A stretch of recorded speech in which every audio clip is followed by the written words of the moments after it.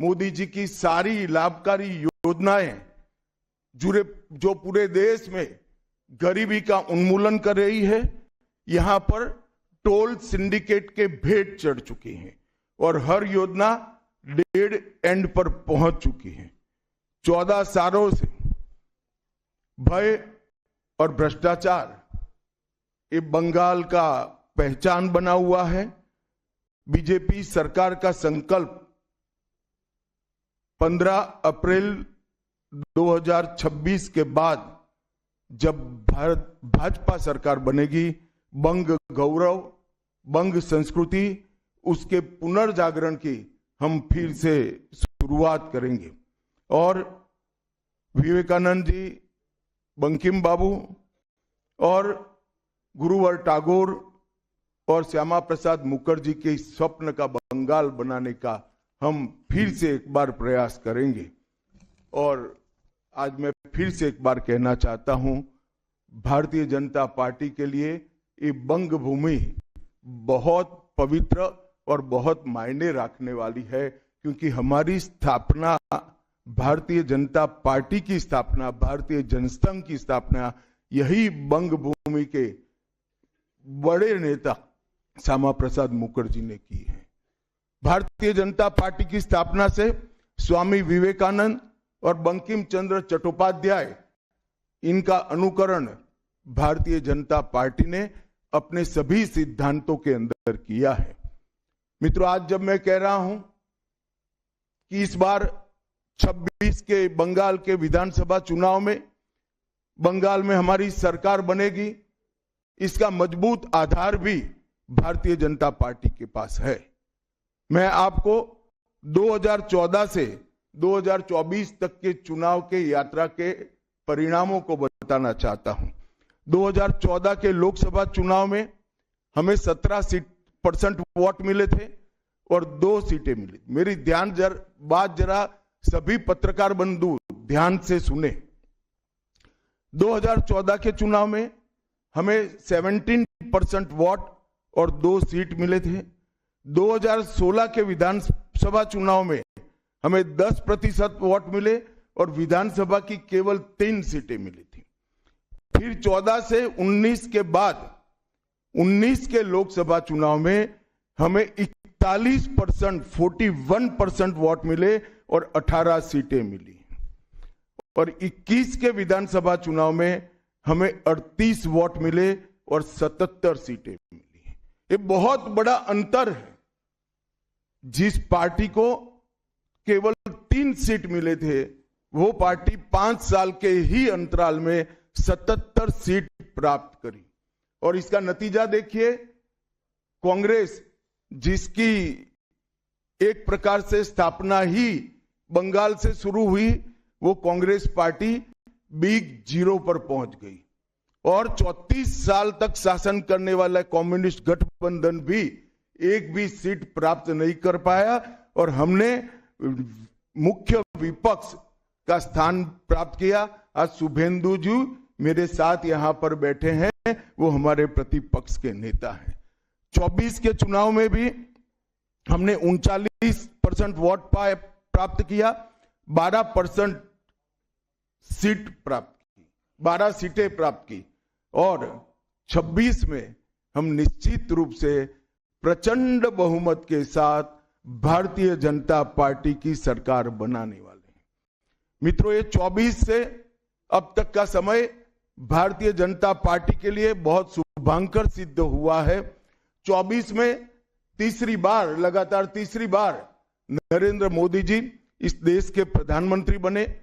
उसके बाद महाराष्ट्र में, हरियाणा में, दिल्ली में और अब बिहार में भारतीय जनता पार्टी की सरकारें बनी हैं। 24 के चुनाव में उड़ीसा और आंध्र प्रदेश में भी पूर्ण बहुमत की भाजपा की और एनडीए की सरकार बनी है। मुझे पूरा भरोसा है कि 2026 में बंगाल में 2/3 बहुमत के साथ भारतीय जनता पार्टी की सरकार बनेगी। ये बंगाल की जनता तय कर बैठी है। मित्रों, जहां पर भी बंगाल में जाते हैं, पूरे बंगाल की जनता घुसपैठियों से त्रस्त है। क्या कोई राज्य सरकार ऐसी हो सकती है जो घुसपैठियों की पनाहगाह अपने राज्य को बना दे? राष्ट्रीय सुरक्षा पर एक कितना बड़ा खतरा है, इसका जवाब बंगाल की मुख्यमंत्री ने बंगाल के चुनाव में दे। घुसपैठ रोकने के लिए उनके पास क्या योजना है? आर्टिकल 370 हटता है, वो विरोध करती है। सीएए लाकर बंगाल के शरणार्थियों को नागरिकता देने का हम कार्यक्रम करते हैं, वो विरोध करती है। और वो ठीकरा फोड़ते हैं कि बीएसएफ है, वो रोक नहीं रही है। ममता जी, मैं आज आपको इस सार्वजनिक प्रेस वार्ता में पूछना चाहता हूं कि कौन सी सरकार है बांग्लादेश की पूरी सीमा पर जो वाड़बंदी करने के लिए, बॉर्डर पर फेंसिंग करने के लिए जमीन नहीं देती है? अगर आप जवाब न दे पाए तो मैं ही देता हूं, आपकी ही सरकार है जो जमीन नहीं देती है, जिसके कारण फेंसिंग का काम समाप्त नहीं होता है। फिर भी भौगोलिक रूप से कठिन सीमा पर से कोई घुस कर आता है तो कहां जाता है? सबसे पहले बंगाल के गांव में जाता है। आपका पटवारी क्या कर रहा है? आपका थाना क्या कर रहा है? क्यों इसको अरेस्ट नहीं किया जाता? क्यों उस पर केस दर्ज नहीं होता? क्यों इसको वापस भेजा नहीं जाता? जवाब है क्या आपके पास? क्या बंगाल की मुख्यमंत्री ये जवाब दे सकती है कि असम में घुसपैठ क्यों बंद हो गई? त्रिपुरा में घुसपैठ क्यों बंद हो गई? गुजरात और राजस्थान की बॉर्डर पर घुसपैठ क्यों नहीं होती है? पंजाब की बॉर्डर पर घुसपैठ क्यों नहीं होती है? कश्मीर की बॉर्डर पर घुसपैठ क्यों नहीं होती है? सिर्फ बंगाल में क्यों होती है? क्योंकि आपकी निगहबानी में घुसपैठ कराई जाती है और बंगाल को धीरे धीरे डेमोग्राफी चेंज कर आपकी वोट बैंक को पुख्ता करनी चाहती है। मगर ये लंबा नहीं चलेगा। बंगाल की जनता अब जान गई है और इसके खिलाफ लामबंद भी हो रही है। और मुझे मालूम है अगला चुनाव घुसपैठियों को निकालने के मुद्दे पर और घुसपैठ रोकने के मुद्दे पर लड़े जाने वाला है, क्योंकि न केवल ये बंगाल का मामला रहा है। मैं आज बंगाल की जनता को इस प्रेस वार्ता के माध्यम से बताने आया हूं कि बंगाल की बॉर्डर से हो रही घुसपैठ सिर्फ बंगाल का मामला नहीं रहा है, अब ये राष्ट्रीय सुरक्षा का मामला है। देश की संस्कृति को बचाना है, देश की सुरक्षा को सुनिश्चित करना है, तो बंगाल की बॉर्डर सील कर दे, ऐसी देशभक्त सरकार यहां लानी पड़ेगी जो ममता बनर्जी नहीं कर सकती, केवल और केवल भारतीय जनता पार्टी कर सकती है। घुसपैठ के अलावे भ्रष्टाचार से पूरी बंगाल की जनता त्रस्त है।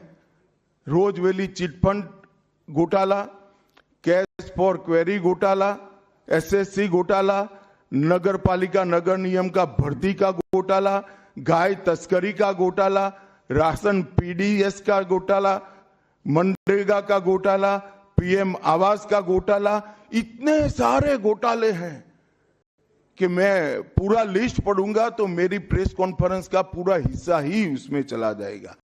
अब क्या ममता बनर्जी इस बात का जवाब दे सकती है कि आपके मंत्रियों के ठिकाने पर से 27 करोड़ रुपया मिलता है, जिसको गिनते गिनते नोट गिनने की मशीन भी गर्म होकर बंद हो जाती है?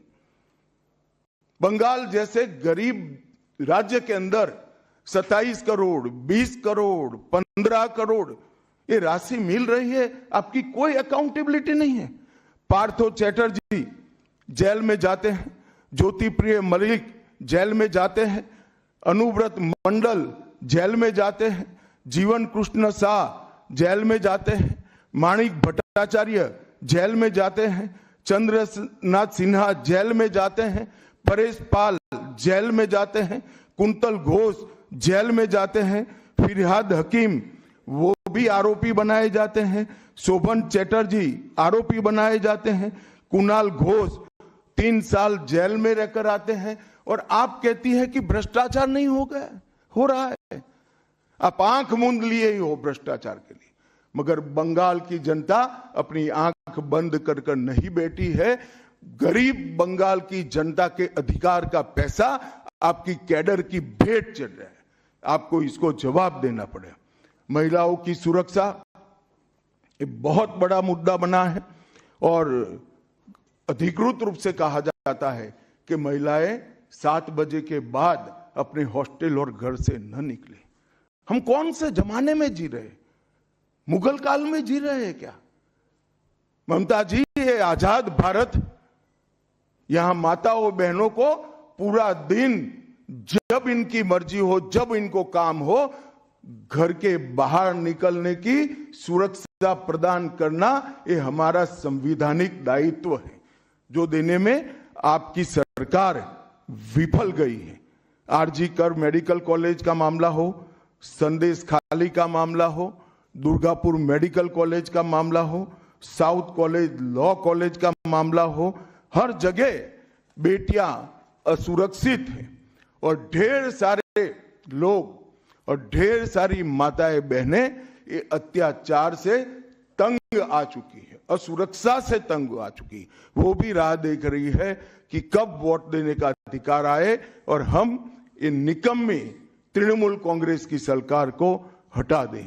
For more of such videos, do like, share and subscribe to ET Now Swadesh.